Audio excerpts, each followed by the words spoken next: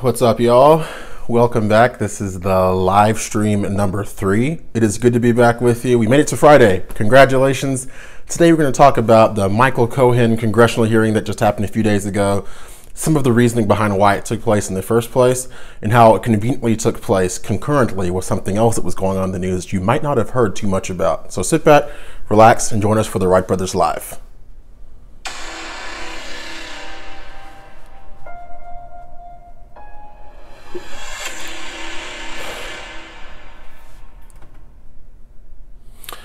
All right, y'all. Like I said before, welcome back. Today's topic is around the Michael Cohen congressional hearing.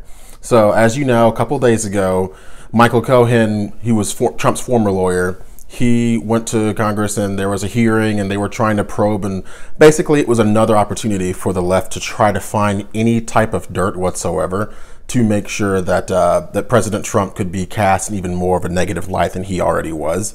Before I get too much more into this, please feel free to like, share, and subscribe. The more you like a live video, the better it does. So we appreciate anyone who does that and shares it with their friends as well. Okay, so back to the topic at hand. So we're talking about this congressional hearing, which, first off, it occurred conveniently at the very same time as another event that was going on halfway around the world, and that was the Trump-Kim summit. I can only assume that this was put on display right now because people wanted to diminish whatever possibly could have come out of the positives that came from the Trump-Kim summit.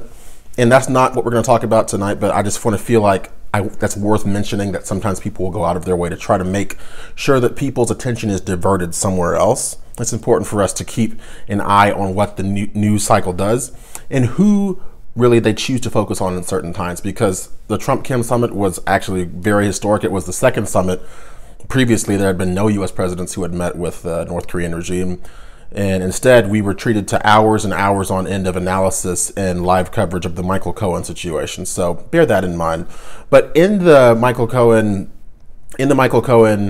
congressional hearing, one poignant line stood out to me, and we'll dive more into this in a second. But the one line that he actually said was, "I have lied, but I'm not a liar." And this is when he's presenting his case, basically making his final case to Congress. Now, this is an interesting statement, and it has already been subject to much criticism in meme culture and the meme wars that we have going on. But to say that you've lied, but you're not a liar, tantamount to saying, you know, I've cheated, but I'm not a cheater. I've killed, but I'm not a murderer, and so on and so forth. So that line of rationalization really doesn't hold much merit. But what's even more interesting is that Cohen indeed has already been charged with lying to Congress, and he is slated to actually start a 3-year prison sentence here coming up in May. So the fact that now he's back in Congress and now we're expected to take everything that he says as gospel, already on its face, that information that he's already lied in the past doesn't really help bolster his credibility in the eyes of the public, and certainly not in the eyes of Congress, I would hope.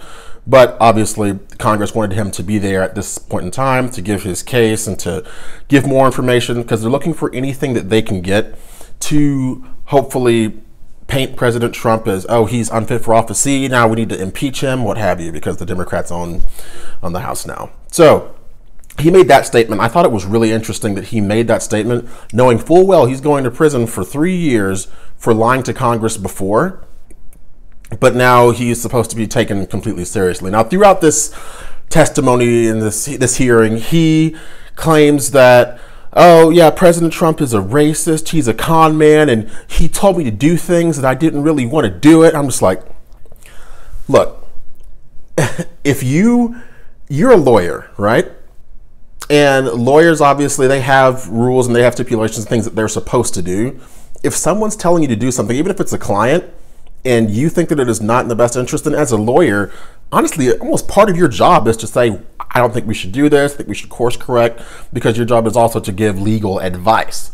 And so for him to come out and say, okay, so for the last 10 years, President Trump told me all these things to do that I shouldn't have done, now I'm sorry about it, and blah, blah, blah, what have you.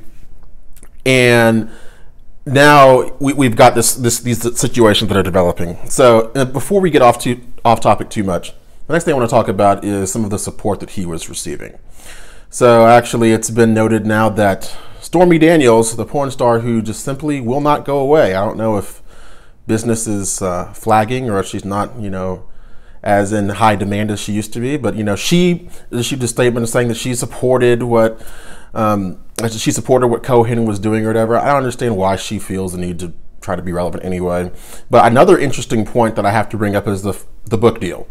So Cohen, there was actually a book deal that he was working on before the FBI raided his house.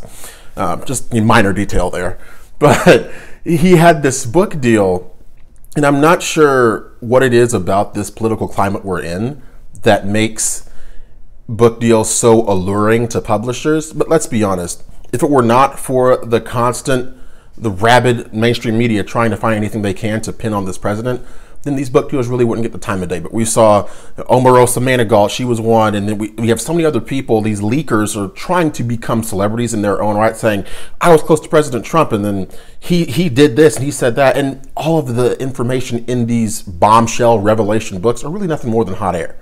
But let's be frank, Trump makes everyone money. I agree. So the economy is so good. We've got people who are looking for jobs, basically telling tall tales. But now he says that, and when he was asked about his book deal, if he was going to pursue another book deal in the future, he basically just said yes. So this goes to show you that people are more concerned with building their own celebrity brand or making as much money out of whatever they can than they are actually concerned with making sure that the facts that they present are factual and complete and can be corroborated. And who's to say why that is? It's just really frustrating, because for there to be a tell-all book, if there to be such excitement around it for the mainstream media and people on the other side of the aisle, that honestly goes to show you how much people want this president to fail. That's something that we should all take away from this, is that, these shouldn't be things that the media is hyping up like, oh my gosh, this is the best thing ever. Like, Mike, you're correct. It is all about the money. But people are going out of their way to try to even make up stories about the leader of the free world, someone who ostensibly is doing the best that he can to try to make America a better place. And so much of the mainstream media is only concerned about, okay, well, what can we possibly get? What information can we possibly get that could make him look worse? And we already know the mainstream media is untrustworthy. They demonstrated that not only with the Covington Catholic High School students, but also with the Jussie Smollett situation. But now, whenever there's a new tell-all book, these people go on through this media junket, and they're making appearances and giving their interviews on MSNBC, CNN, or what have you. And it's all just about getting the maximum exposure so they can continue to push these false narratives, because very little, if not anything at all, of these books that come out is actually corroborated and actually is shown to be true. But these are the times we live in. It's really frustrating. I can't imagine what it must be like to be someone like President Trump, who was constantly vilified. I mean, obviously, anyone who supports Trump is going to get some blowback, but no one on the face of the earth gets it like he does. And for people like Michael Cohen, who arguably is upset he didn't get a job in the administration, and now for him to try to stab his former client in the back for the sole purpose of political opportunism and political expediency, and to give the Democrats more fodder in their ongoing, never-ending fight against President Trump, it really is disturbing, the trends that are starting to develop in the news cycles, and what the different people who are trying to come forward and say President Trump did this, President Trump did that, and none of it's true. None of it's true. Cohen may have tried to redeem himself because there was an allegation that there's a video of President Trump in an elevator with Melania, and he struck her. And at least Cohen wasn't that stupid. That's what I took away from it. He's not that stupid. He said he denied that ever took place. But you see where this is going. It's always something. What is the next most shocking thing I can say about President Trump that's going to get me attention? And there's so many rumors floating around. Now, we talk about on this channel is due diligence. And due diligence is extremely important because it's the way that you can actually fact check and make sure the information that you're getting is valid. But instead of you listening to what the mainstream media will tell you, instead of you listening to what Michael Cohen will tell you, instead of listening to what anyone else will tell you, do your own research. Actually it's our job now, because the media has proven over and over again that they won't do it. So do your job. If you hear something in the news cycle that sounds a little crazy, give it a look. And I don't mean just like Google and type on the first thing that comes to mind. I mean actually dig, ask questions, ask those uncomfortable questions. That's the only way you're going to make sure that you're getting valuable and verified information, because there's so much fake news going around. That term is not a misnomer. That term is not a misnomer. Fake news, it's proliferating out of control. And it honestly makes it can be frustrating, because it's like, okay, now I have to listen to what supposedly the people who are in charge are telling me, and then take it all with a very large grain of salt, because they've demonstrated over and over again that they will overreach and go outside the bounds of what their job is supposed to be, just to make sure that they can portray their political adversary in a negative light. So that's just my thoughts on the Cohen hearing. There's a lot more in it. This has been a busy week for me, honestly. There's a lot of things going on, but I wanted to go live to y'all and thank y'all for your support as well. This is, we're coming up on 3,000 subscribers now, and I can't believe it. But I want to give a shout out to everyone who's recently joined us, and say I appreciate you being here with us. Now, once we get the technology figured out, my older brother will hopefully be able to go live with us as well, so we can do it concurrently. But for now, I'm just thankful for y'all who are here, and thank y'all for everyone who comments. We do our best, my brother and I, to respond to every single comment, because we love engaging with our base, and we couldn't do this without all of y'all. Y'all are the tribe. Y'all are our community. Y'all are what gets us up in the morning and helps us push forward and press on, because this is a war that we're in, and to have y'all support means the world to us. So keep it up. If you are watching and haven't subscribed yet, please feel free to press that subscribe button. Membership in our tribe is completely free, and you do truly help us reinforce the message: identity politics is dead. But without further ado, I'm going to go ahead and get out of here. Y'all have a great Friday night.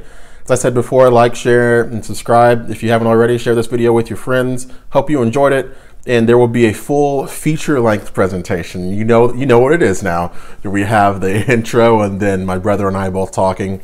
We'll have one of those coming out next week on a topic that we honestly have not even decided on yet. So stay tuned for that. We look forward to bringing it to you. But without further ado, as always, thanks, and gig 'em.